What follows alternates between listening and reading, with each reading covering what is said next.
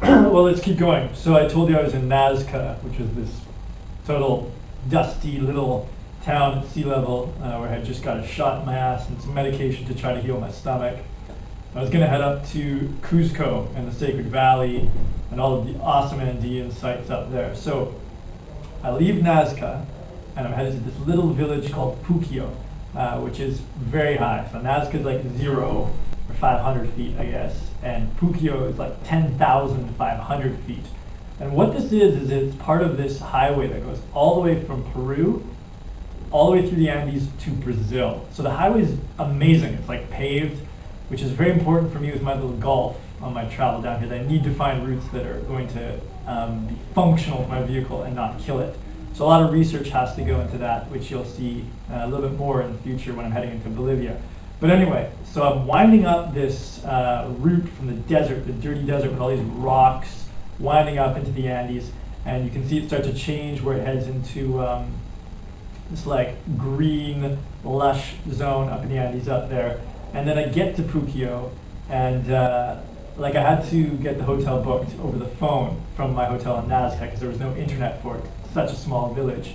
And Puquio is this like total like fog village up in the Andes. Has that like classic Andean layer of like cloud that's there, but more like fog than cloud. And I have some video of me kind of wandering around the city, like some of the awesome streets and looking down on it. Very small, very interesting little vibe there.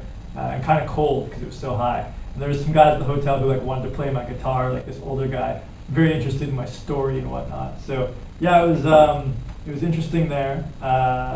And continuing on, further I didn't go to Cusco right away. I had to kind of break up the trip because you're traveling on the high roads.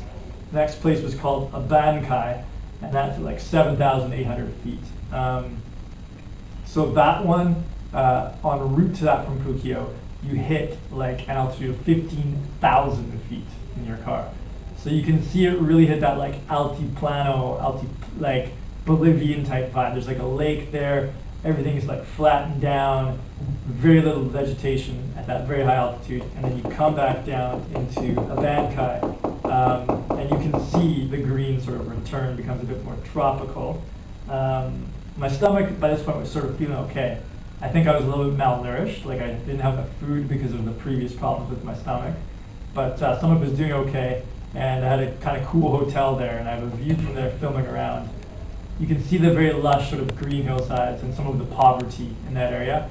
Not crazy poverty, but definitely not sort of like what we would consider, I guess, sort of first world type of development there. So the next place I went to after Abancay was Cusco. In Cusco, you rise back up again. This is the highest place I stayed at up to this point, 11,000 feet elevation. And I have a video of that, sort of like from where my hotel was, looking down on the city.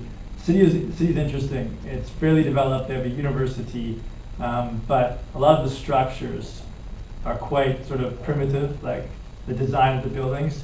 And I have issues with water up there. Like in my hotel, and this was true for the previous couple of hotels, they turn off the water at night. I guess it's a pump system from the ground level to get it to the upper floors. So there's no water at night, and a lot of times there's no hot water. So like if you have to go to the bathroom or whatever, it's like you just have to leave it till the morning or whatever, and you can't shower at night because it's like cold. So interesting, sort of more primitive. But the draw to Cusco was sort of the Andean ruins in the Sacred Valley.